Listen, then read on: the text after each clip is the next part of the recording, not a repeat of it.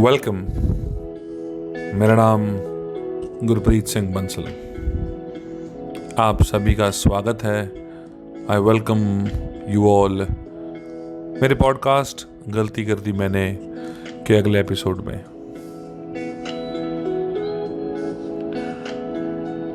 ये एपिसोड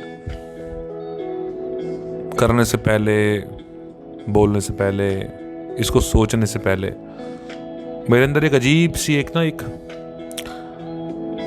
ऐसी pure feeling आई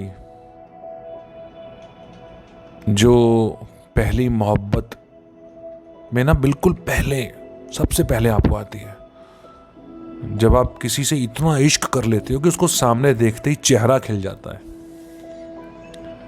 मतलब आपके पेट में बटरफ्लाईज आती हैं।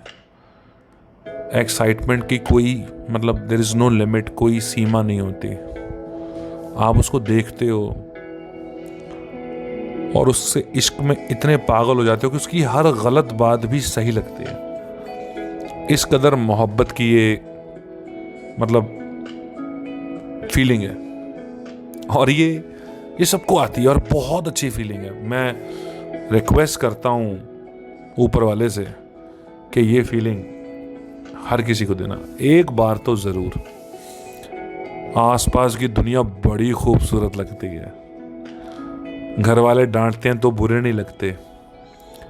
दुनिया गाली निकालती है तो हंसी आती है, क्योंकि हमारा ध्यान सिर्फ उस एक शख्स पर होता है।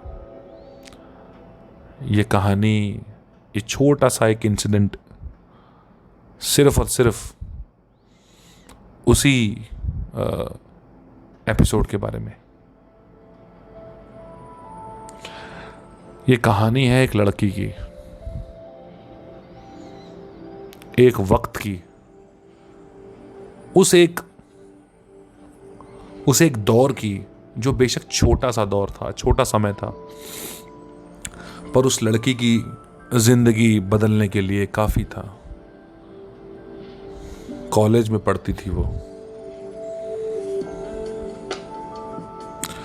दुनिया की परवाह नहीं करती थी, बेबाक, किसी से डरती नहीं थी। अपने अपनी आजाद ख्यालों में रची हुई थी। करियर पे पूरा फोकस था। ग्रेजुएशन और मास्टर साथ में ही कर रही थी।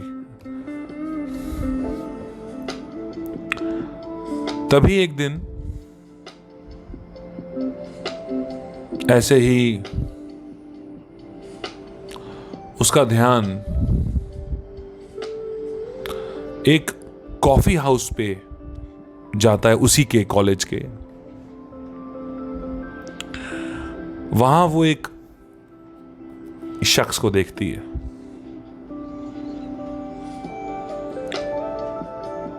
6 फुट 2 इंच हाइट है, खूबसूरत नौजवान, हैंडसम। पर वो उस कॉलेज का नहीं है। ऐसा लग रहा है कि कॉलेज पास किए वो 4-5 साल हो चुके हैं। किसी काम से शायद कॉलेज में कैंटीन में है वो नजर कैसे पड़ती जब वो क्लास से बाहर निकल के मेन कॉरिडोर से होती हुई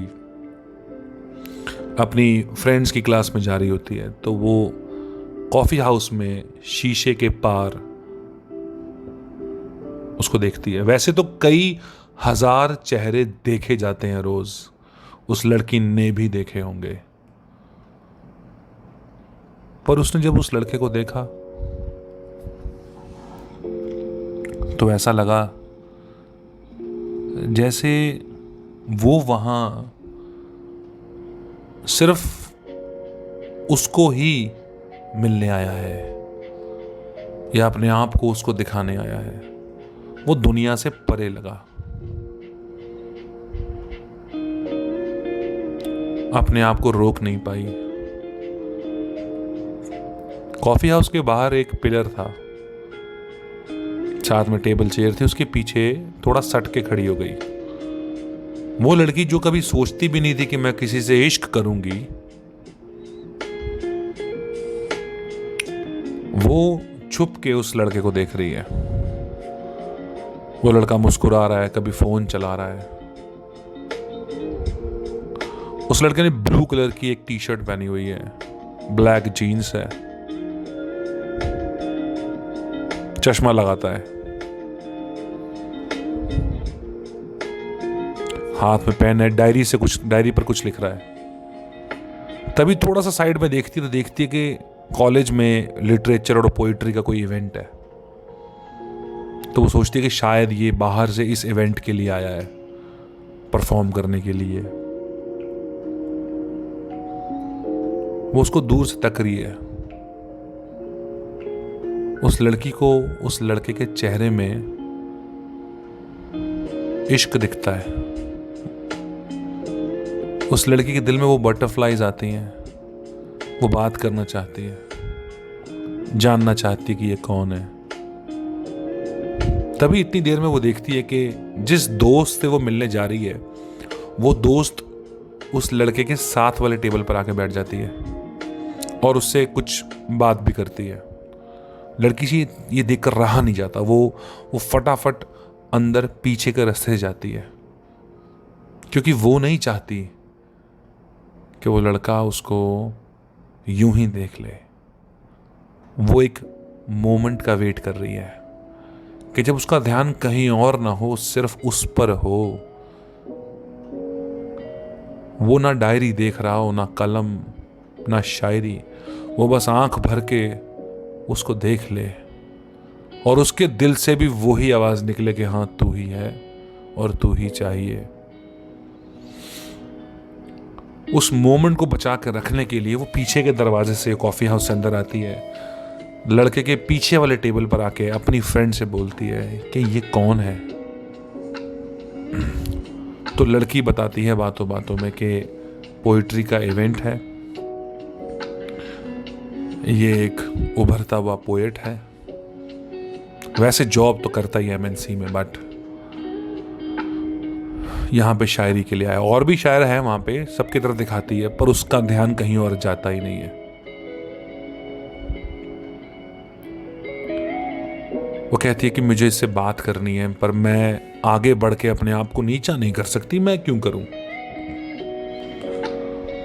मैं चाहती हूं कि ये खुद मुझे बुलाए, या इसके दिल में वो तड़प जागे, वो प्यास जागे जो प्यास इस वक्त मेरे दिल में है। मुझे देखकर भी ये मुझे पाने की ख्वाहिश करे। मेरे बिना ना जी पाने का इरादा इसके दिल में भी आए। उसकी दोस्त हैरान है कि तूने इसे 5 मिनट पहले देखा है और इस कदर तू पागल है।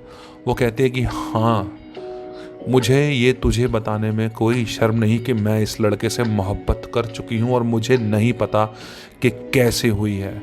मैंने सिर्फ 10 मिनट पहले इसको देखा है और मेरे को ऐसा लगता है इश्क जो होता है ना, वो धीरे धीरे अपना रंग दिखाता है। मैं तुझे सच बता रही हूँ कि 10 मिनट पहले मैं सिर्फ इसको देख के रुकी थी। आज ये मुझे बोले कि ये मुझसे प्यार करता है तो मैं मान लूंगी। मुझसे दुनिया का कोई भी झूठ बोले मैं मान लूंगी। मुझे इसके ऊपर इतना यकीन आ चुका है। इसके चेहरे में वो पाकीज़गी है, इसकी मुस्कुराहट में वो भोलापन है। ज्यादा नहीं देखा मैंने इसको, 10 मिनट ही। पता नहीं ऐसा क्या है, शायद ऊपर वाला इसी को मोहब्बत बोलता है कि तुम किसी को देखो और उसके बारे में तुम्हारे दिल में खुदा ने पहले से ही कुछ बातें रखी होती हैं। जिससे तुम्हें मोहब्बत होनी है उसके बारे में ऊपर वाले ने कुछ बातें हमारे दिल में छुपा के रखी होती हैं।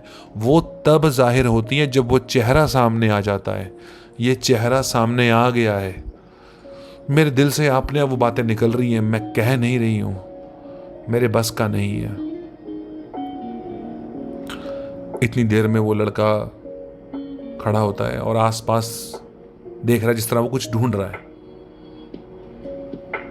वो लड़की अपना चेहरा नीचे कर लेती है, कहीं मुझे देख ना ले। अभी नहीं देखना चाहती मैं, वो मोमेंट अभी नहीं चाहती। वो पलट के उसकी फ्रेंड से बोलता है कि क्या आप जानती हैं ये स्टेज कहाँ पर है, ये ऑडिटोरियम कहाँ पर है, मुझे वहां परफॉर्म करने जाना है। लड़की उसको बताती है कि आगे से राइट जाके पहले कट में आपको ये रूम नंबर मिलेगा, आपको वहां जाना है। लड़का अपनी डायरी उठाता है। लड़की का सर नीचे है, उसका जैसे इश्क है, वो सिर्फ उसके जूते देखती है।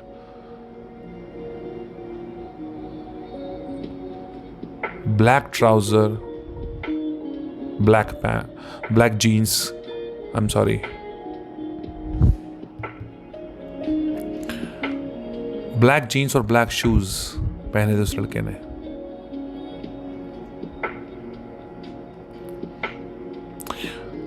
लड़की सिर्फ उसके पैर देखती है। जैसे जैसे वो आगे बढ़ता है, वो पीछे से अपनी नजर ऊपर करती है। लड़का कॉफी हाउस के बाहर जाता है। लड़की वहां से फटाफट भागती है। वो उसकी फ्रेंड पूछती तू कहाँ जा रही है? कहती है मैं वॉशरूम जा रही हूँ, मुझे तैयार होना है। वो फटाफट वहां जाती है, तैयार होती है और उस कॉरिडोर में जाके पहले पहुंच जाती है। उस कॉरिडोर में वहां जाके वो पहले पहुंच जाती है कि यहां से अब वो आएगा तो मैं चाहती हूं कि उसकी नजर मुझ पे पड़े। पर लड़की ने शायद जल्दबाजी में सही कमरे का नाम नहीं सुना। वो कहीं और खड़ी होती है और लड़का एक कमरा पहले ही, ऑडिटर में पहले ही अंदर मुड़ जाता है। वो उदास होके ऑडिटोरियम में देखती है तो वो लड़का सामने उल्टे हाथ पे सीट पर बैठा है। वो लड़की तैयार, बिल्कुल खूबसूरत लग रही, लंबे बाल हैं उसके, मोटी मोटी आंखें हैं उसकी, होंठ जैसे हिमालय के पहाड़, बिल्कुल ऊपर का होंठ तो ऊपर जा रहा है, फिर नीचे आ रहा है, फिर ऊपर जा रहा है, फिर नीचे आ रहा है। चेहरे पे रौनक, उसके आंखों में थोड़ा सा डर। मुड़ के देखती कि वो वहीं बैठा हुआ है। हाय, मैंने मिस कर दिया वो मोमेंट। लड़की उदास होके वहां से जाने लगती है। अभी वो चल ही रही होती है। उस कॉरिडोर के दूसरे दरवाजे से, पहले से तो वो लड़का अंदर गया होता है, पर उसी कॉरिडोर में उसका दूसरा दरवाजा भी होता है। लड़की भी चल के दूसरा दरवाजा पार करने वाली ही होती है कि वो लड़का एकदम से उसके सामने खड़ा होता है। वो लड़का एकदम से उसके सामने आकर खड़ा होता है। लड़की के हाथ से किताबें गिर जाती हैं और वो सिर्फ उस लड़के को टक से देख रही है। उस लड़के के जहन में पहला ख्याल यही आता है, ये वही है, माशाअल्लाह।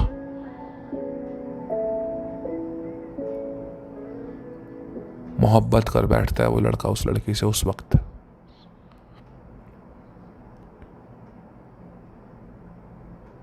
वो कहता है, क्या आप जानती हैं कि यहां पर रूम नंबर A9 कहाँ है? क्योंकि लड़की जहां खड़ी हुई होती है वो ही सही कमरा होता है। उसने गलत नहीं सुना होता, लड़के ने गलत सुना होता है। वो जब अंदर जाता है वो देखता है कि यहाँ पे नाटक हो रहा है, ड्रामा चल रहा है, परफॉर्मेंस हो रही है प्ले की, और पोइट्री का रूम अलग है। वो वहां से उठ के बाहर निकल रहा होता है। उसी दौरान वो लड़की के सामने आ जाता है। वो लड़की बताती है कि वो सामने से राइट। मोहब्बत हो चुकी है भाई दोनों को। 3-4 मिनट तक वो बस एक दूसरे को देखते रहते हैं। लड़का आगे बढ़ता है, लड़की वहीं खड़ी है। लड़का थोड़ा सा आगे जाता है, कमरे में घुसने से पहले मुड़ता है वापस, स्माइल करता है और कहता है, आप आ रही है ना? मैं एक शायर हूं और अगर आपके पास थोड़ा समय हो तो मेरी शायरी सुन के जाइएगा। उस लड़की ने पहले कभी शायरी नहीं सुनी होती, पर वो कहती है कि हाँ, मैं तेरी अगली गजल बनना चाहती हूं। इन बातों को दिल में दोहराते दोहराते लबों से कहती है, जी मैं आ रही हूं, आप चलिए। वो स्टेज पे जाता है, कमरे में लड़की ऑडियंस में बैठी है। वो सारी की सारी शायरी उस लड़की को देख के पढ़ता है।